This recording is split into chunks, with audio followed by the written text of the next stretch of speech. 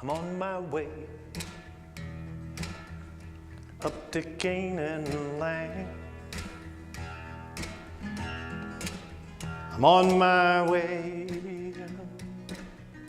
up to Canaan land. I'm on my way up to Canaan land. Oh, I'm on my way. Glory, hallelujah, I'm on my way. Was a mighty hard climbing, but I'm on my way. The Reverend Dr. Martin Luther King, Jr. was one of the most important thinkers the world has ever produced. In 1963, he emerged as the shining star of the civil rights movement. In '64, he was the youngest to win a Nobel Peace Prize. Some even wanted him to run for President of the United States. But 3 years later, his critics called him a has-been, a failure. Talk of using violence to achieve black power was becoming fashionable. According to one biographer, King, who had dreamt of a universal human family, took the new social climate so hard that he told his congregation at Ebenezer Baptist Church, "Life is a continual story of shattered dreams."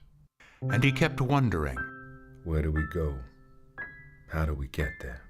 And it was then, in 1967, while having lunch with a friend, that Dr. King looked at Ramparts magazine and saw pictures of Vietnamese children covered in napalm.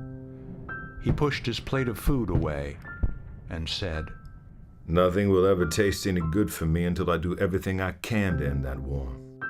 April 4, 1967, at Riverside Church in New York City, Dr. King delivers a speech that will make him one of the most controversial figures in American history.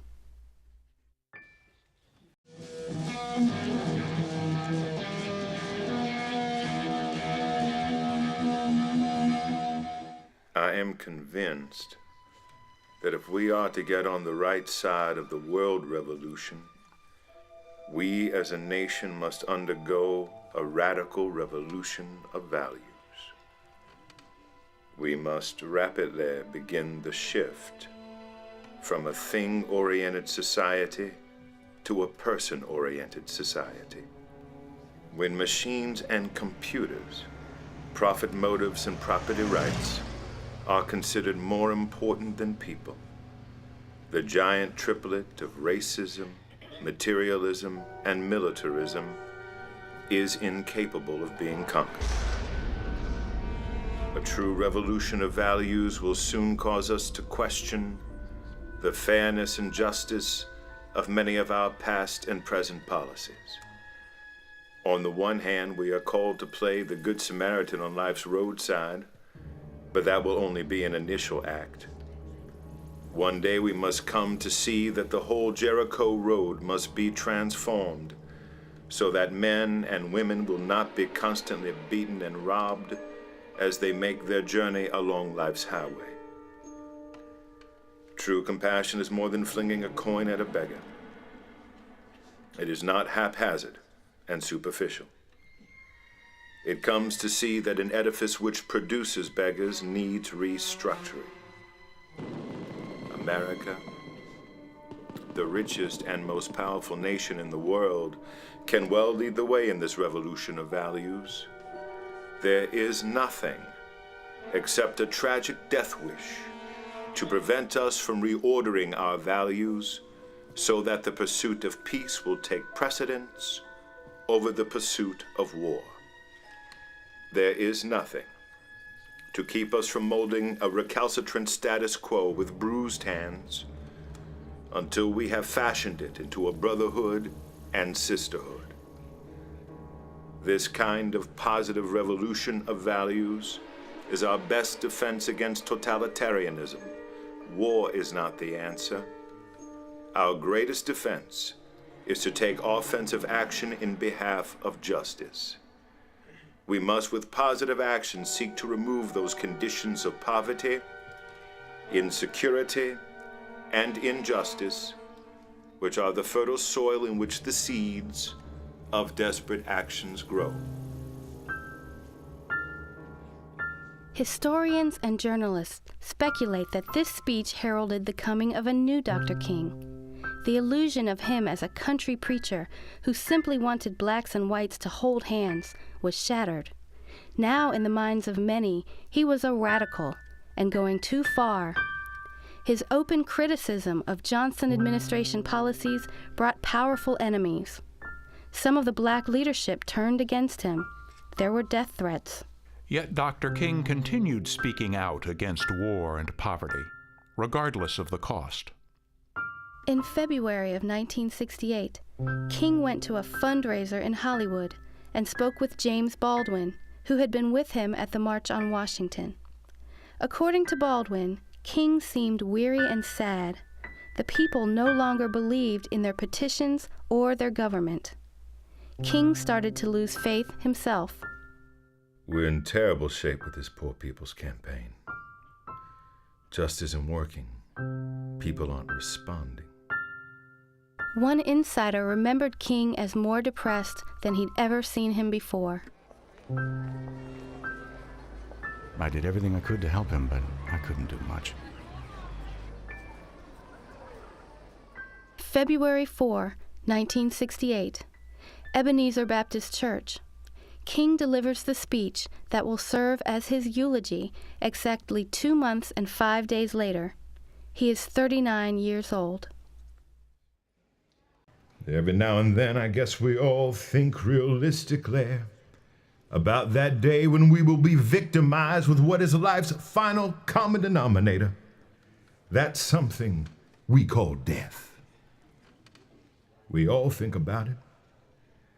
And every now and then I think about my own death, and I think about my own funeral, and I don't think of it in a morbid sense. And every now and then I ask myself, what is it that I would want said? And I leave the word with you this morning. If any of you are around when I have to meet my day, I don't want a long funeral. And if you get somebody to deliver the eulogy, tell them not to talk too long. And every now and then I wonder what I want them to say. Tell them not to mention that I have a Nobel Peace Prize. That isn't important. Tell them not to mention that I have 300 or 400 other awards. That's not important. Tell them not to mention where I went to school.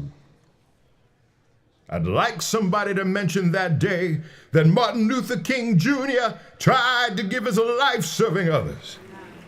I'd like for somebody to say that day that Martin Luther King Jr. tried to love somebody.